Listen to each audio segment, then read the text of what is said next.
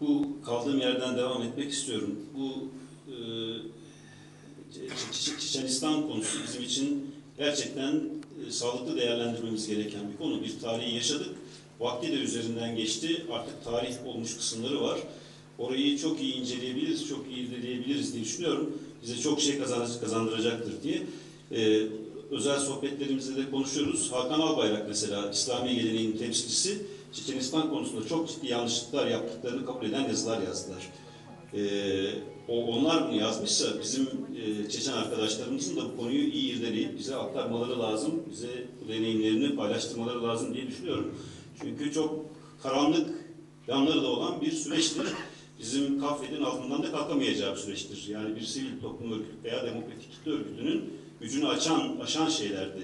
Yani Milliyetçi Cephe hükümetinin Türkiye'de olduğu ve Çeçenistan'la ilişki kurduğu bir dönemde, Çeçenistan Rusya'yla savaştığı bir dönemde, İslami grupların oraya girdiği bir dönemde biz en sağlam duruşu gösterdik diye de düşünüyorum KAFED olarak. Aynı konu Abhazya içinde oldu ve Abhazya süreci yaşanıyor. Onun için bu konuda da ciddi çalışmalar yapmamız lazım diye düşünüyorum. Yandarbiyev ve onun yazdıkları, mesela Dudayev'le karşılaştırırsınız. Dudayev'inkiler daha çok yüzeysel şeyler yazıyor ama Yandarbiyev bu sürecin içinde yaşamış bir insan. Dubai'de öldürüldü. Ama kitabı çok değerlidir. Bart hareketini anlatıyor. Çeçen siyasi hareketidir. Çok nadir bizim Kuzey Kafkasyalıların siyasi partiler halinde örgütlenmesi. Ama Çeçen hareketi böyle örgütlenmiş bir harekettir. Onun için de önemli. Ama o koptu gitti, süreç nerelere gitti, onu değerlendirmemiz lazım. Erdoğan'ın söylediği konu çok ciddi bir konu. Erdoğan'ın söyleyiş biçimine katılmıyorum ama söylediği konu çok ciddi bir konu. Anavatanla diaspora arası ilişkiler de bizim çalışmamız gereken bir konudur. Anavatanda mücadele nasıl yükseltilir, diasporada mücadele nasıl yükseltilir?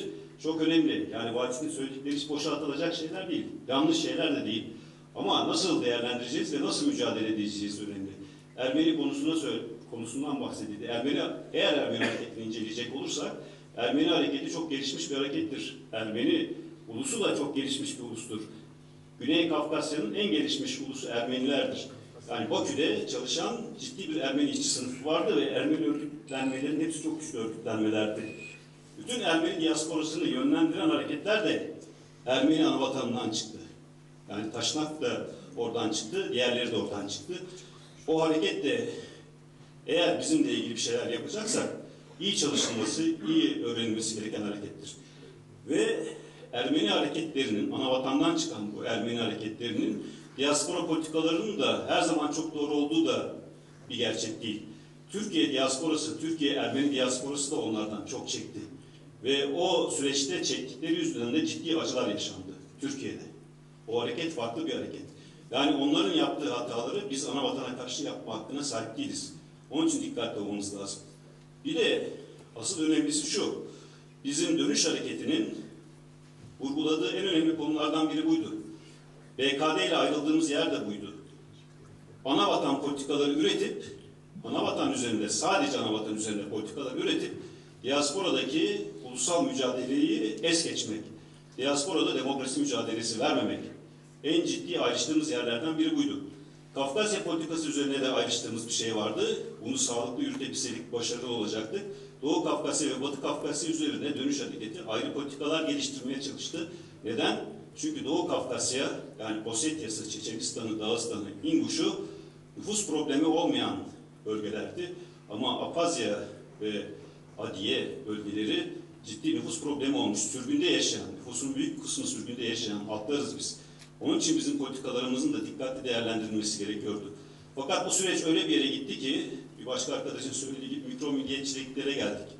Bu halkların tamamının eğer dayanışması olmayacaksa herhangi bir yere karşı politika üretmeleri mümkün değil. Dünyada yani İslami hareketlere karşı da politika geliştiremezsiniz. Rusya'ya karşı da demokrasi mücadelesi veremezsiniz. Türkiye'de de veremezsiniz. Bütün bu mücadelelerde bir şeyler yapabileceksek, bütün mücadelelerden sağlam çıkabileceksek Kafkas halklarının dayanışması gerekiyor ve demokrat bütün unsurlarla dayanışmak gerekiyor. Bir de bu Kafkas ve Çerkes konusunda ciddi bir yanlış düşünce de empoze ediliyor. Biz Çerkez'i siyasi nedenlerle Türkiye'de kullanamadığımız için Kafkas'ı kullandık deniyor. Çok yanlış bir şey. Adiye de bizim ismimiz, Çerkez de bizim ismimiz, Kafkas da bizim ismimiz. 1918 sürgünlerini kurduğu örgütlenmelere bakarsanız Çerkez'in yasaklandığı dönem değildi. Ama birçok Kafkas örgütlenmesi var. Avrupa'daki örgütlerin tamamı Kafkas, Promete ve benzeri örgütlenmeler. Kafkas Dağlı Halkları Birliği ve benzeri. Onun şeyde kurduğu, Ürdün'de kurduğu, Suriye'de kurduğu ve Türkiye'de kurduğu örgütlenmeler içinde Çerkez var. Ama Avrupa'daki örgütlenmelerin hemen hemen içinde ben görmedim, belki de atladığım vardır. Çerkez diye bir örgütlenme yok. Avrupa'da Çerkez kelimesini kullanmak mı yasaktı? Hayır, politika buydu. Yani ben başka şey söylüyorum. Yani Kafkas kelimesini kullanan aydınlar Çerkez kelimesi yasak olmadığı zaman da kullanıyordu. Bunu demek istiyorum. Yani şuna gelelim özet olarak. Bütün bunlar bizim toplumun ürettiği tanımlamalar ve tanımlamalar zaman içinde de değişiyor, süreçte de değişiyor, coğrafi mekanla da değişiyor, siyasi tercihlerle de değişiyor.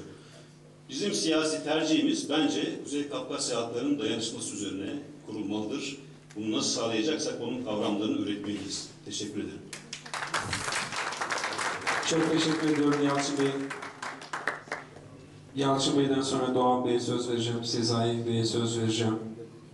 Yaşar Bey söz istediniz.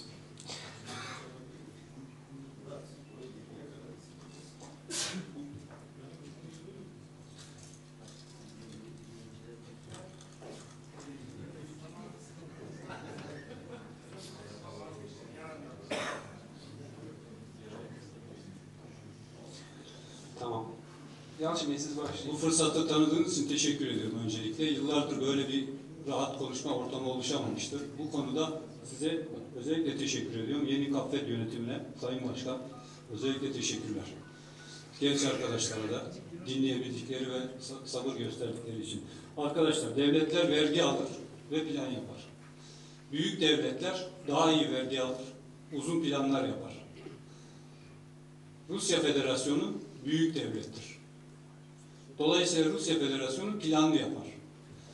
Bizim sanal ortamdaki kabaca küfürleşmelerimiz, birbirimizin yüzüne bakamayacak hale gelmemiz bana göre çok uçuk sayabilirsiniz ama bir planın yürümesidir. Bir kavga çıkacak ki insanlar birbirinin yüzüne bakamasın. Bir kere bunu ortaya koymak lazım. İkincisi bu Jinev'le ilgili polemik yaratmak istemiyorum. Filiz burada mı acaba? Filiz Kaplan? Evet. Filiz Kaplan gayet iyi biliyor ki geçmiş Kaffet yönetimi sansürcüydü. Daha fazla uzatmıyorum. Bunu nasıl anlarsınız? Bakarsınız tarihsel olarak ne zaman, hangi yazılar konmuş, ne zaman konmamış. Bakarsınız Jineps var mıdır? Bizi dışarıda sesimiz olan insanların yazıları var mıdır? Yok mudur? Yoksa demek ki sansürcüdür. Bu kadar basit. Bunu gayet net biliyoruz. Bunu uzatmak istemiyorum ama bununla ilgili her zaman görüşebiliriz. Şimdi Rusya Federasyonu ile bizim ilişkilerimiz inşaat müteahhidiyle örgütlenmemiş işçinin ilişkisidir. Bir kere bunu böyle anlamak lazım. Dolayısıyla biz bir şeyler yaparken bu gerçeği göz önünde tutmak zorundayız. Eşit bir ilişki yok. Bize yaptıkları ince tehditlerle, kaba tehditlerle ve öldürmelerle arada bir diyalog kurulmasını, dolayısıyla kavga etmeden bir çözüme ulaşmasını engellemek istiyorlar.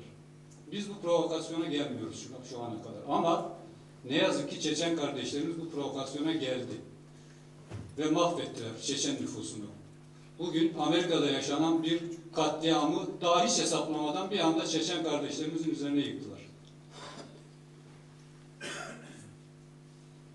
Şimdi peki sonuç. Kaffet güçlenmeli. Hepimiz istiyoruz. Kaffet bizim ama Kaffet ille sadece bizim gibi düşünenlerindir anlayışından çıkartmazsak Kaffet güçlenmez. Herkes bizim gibi düşünmek zorunda değil.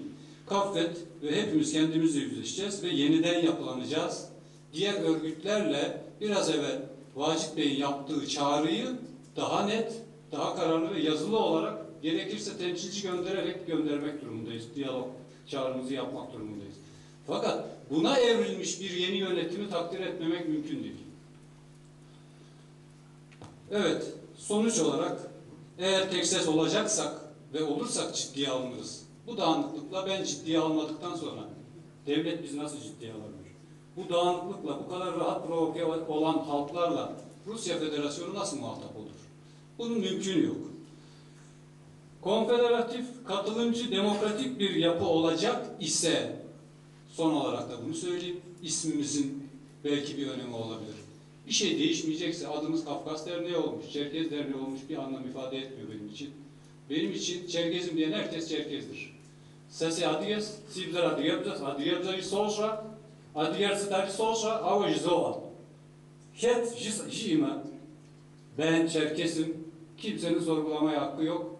Ve Çerkez Derneği olmak işimize yarayacaksa evet, yaramayacaksa hayır. Teşekkürler. Teşekkür ederiz. Doğan Bey, buyurun.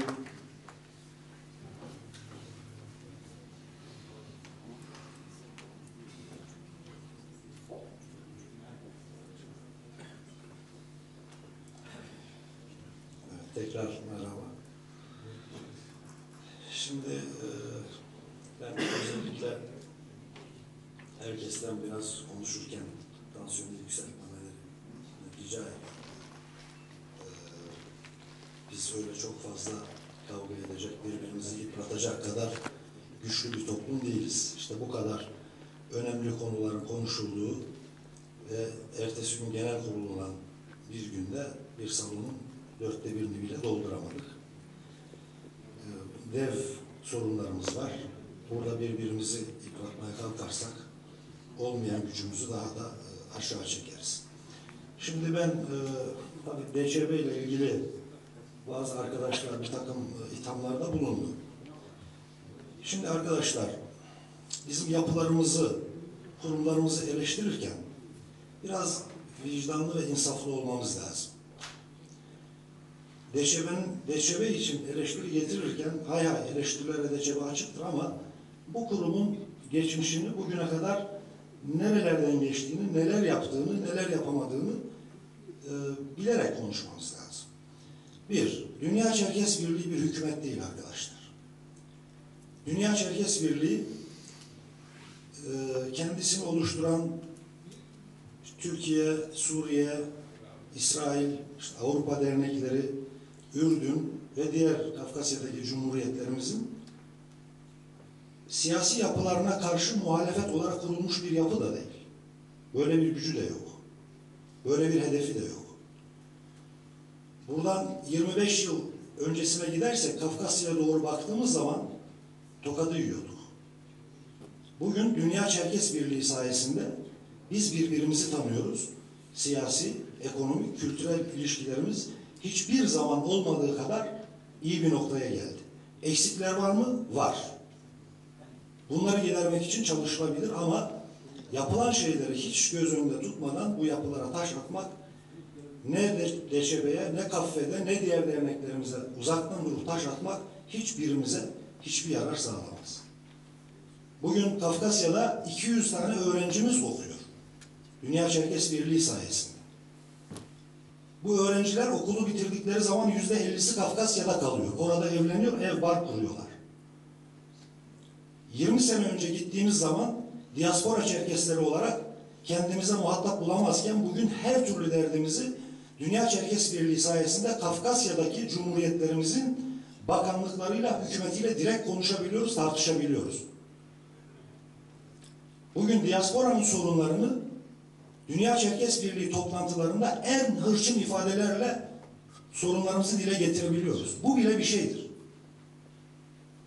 Ve Dünya Çerkes Birliği ne Rusya Federasyonu'nun güdümünde ne Türkiye Cumhuriyeti'nin güdümündedir. Tabii ki ilgili ülkeler böyle bir kurumu boş bırakmayacaktır. Ama bu tür kurumlara karşı söz söylerken bunlar bizim üst yapılarımızdır. Lütfen dikkatli olalım. Bunlar bize bir fayda sağlamaz. Bugün Dünya Çerkes Birliği sayesinde diasporanın Çerkes sorunları Rusya Duması'na kadar taşınmıştır. 21 Mayıs'ı Dünya Çerkes Birliği sayesinde bugün anıyoruz. Soykırım Dünya Çerkes Birliği tarafından bütün cumhuriyetlerin parlamentolarında kabul ettirilmiştir. Ve Rusya Duması'nda kabul ettirilmek üzere Çerkes parlamenterler sayesinde taşınmış. İşte Yeltsin o meşhur açıklamasını, tabi Rusya Duması parlamentosu böyle bir şeyi kabul etmedi. Ancak Yeltsin bile Çerkesler geçmişte haksızlığa uğradı açıklamasını yapmak zorunda kalmıştır. Bu açıklamayı yapmak zorunda kalmıştır. Dünya Çerkes Birliği şu anda Rusya Federasyonu üzerinde de bir baskı aracımızdır. İyi çalıştırırsak, iyi kullanırsak son derece güzel neticeler elde ederiz. Yalnız bir Çerkes atasözü var. Yuğunağım çağkoşuzum hocafır, yuğunağım çağkoşuzum hocafır, yuğunağım demiramisem çağkomak derler. Evinde ekmek pişiremeyen komşuya meramise pişirmeye gidiyorlar.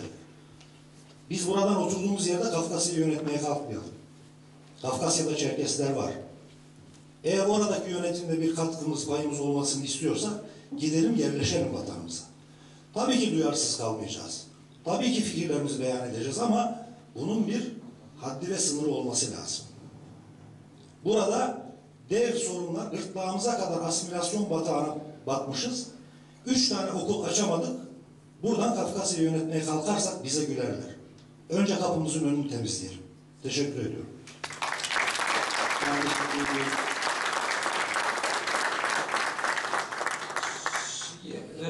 Yaşar Bey söz istemişti. Yaşar Bey'e söz vereceğim. Sonra kapanış konuşmasını yapmak üzere Macit Bey'e söz vereceğim. Kapatacağım.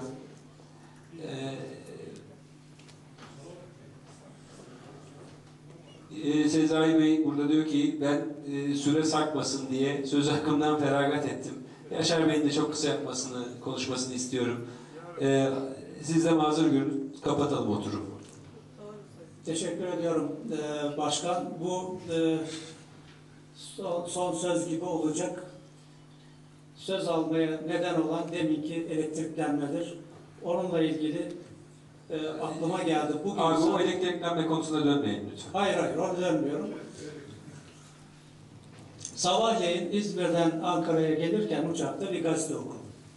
Gazetedeki konuyu okuyacağım. Faydalı olduğunu sanıyorum.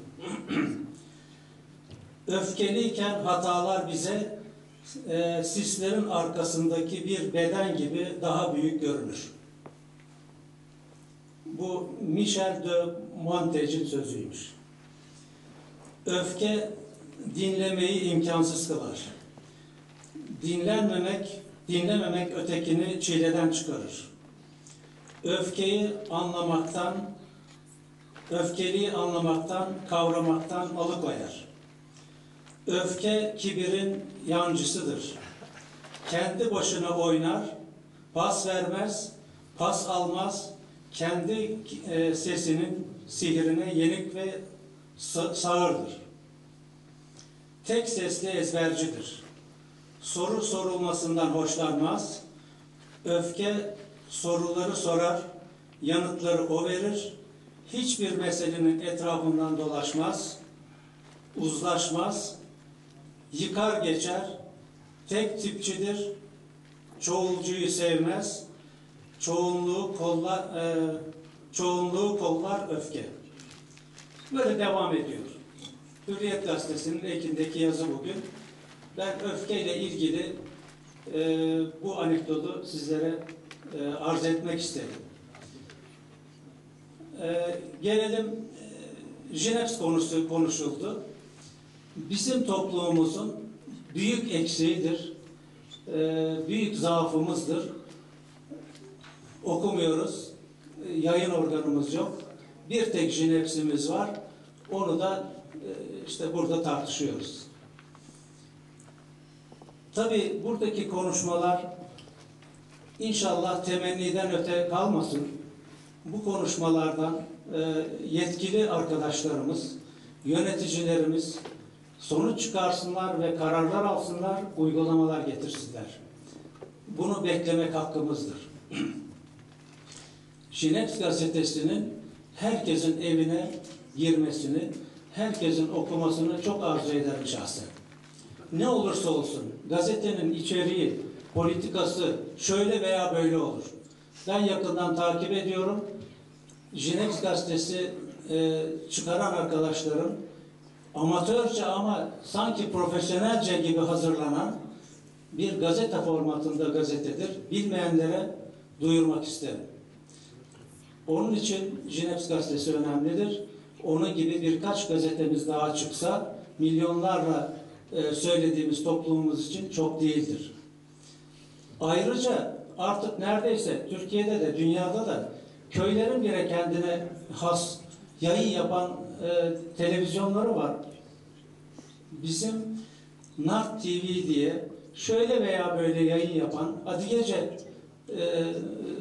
yayın yapan, Adıgece konuşmaları olan, müziğimizi, folklorumuzu yansıtan bir televizyon var dünyada.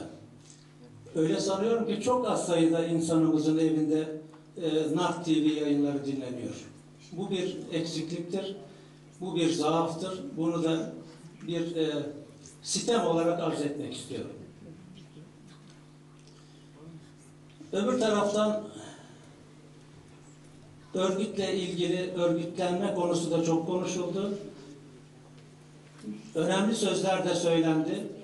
Bu sözlerden, bu konuşmalardan temenniden öte somut kararların çıkmasını arzu ederiz.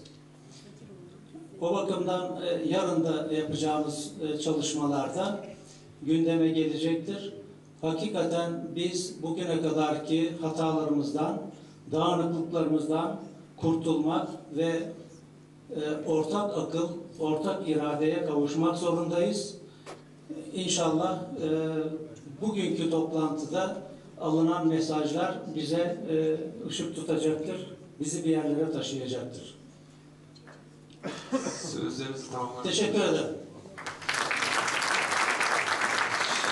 Çok teşekkür ediyoruz Yaşar Bey. Şimdi karşımda 2 dakika söz isteyen 5 kişi var. Yani hepsi 2 dakika işaret yapıyor bana. Şimdi müsaade ederseniz kapatacağım. Kapanış konuşmasını yapmak üzere Vacit Bey'i davet edeceğim, Genel Başkanımız. Yani son söz olarak hani benim söyleyebileceğim, mümkün olduğunca elimizden geldiğince, ben kendi adıma söyleyeyim, bir günah varsa da çünkü Setan'ın bir günahı yok. Mümkün olduğunca adil davranmaya çalıştık. Mümkün olduğunca herkese eşit söz vermeye çalıştık. Ve mümkün olduğunca gündemi korumaya çalıştık. Sürçülisan ettiysek affola. Buyurun Sayın Genel Başkanım.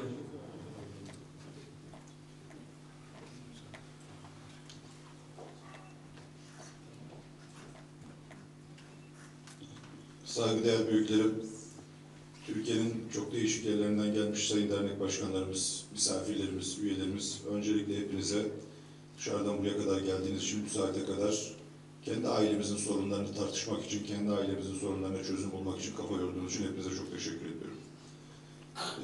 Yarın malum gündemimiz devam edecek. Bu akşam hepiniz Ankara'dasınız, misafirimizsiniz. Hepinize çok teşekkür ediyorum geldiğiniz için.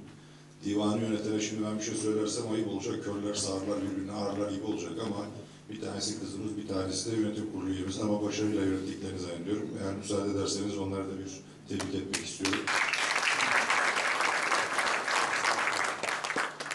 Kol kırılır, yan içinde kalır diye bir şey var. Dedik ya biz büyük bir aileyiz. Ne olursa olsun biz tartışmayı da bilip ama çıkarken de buradan kol kola çıkmasını da bilen bir toplumuz.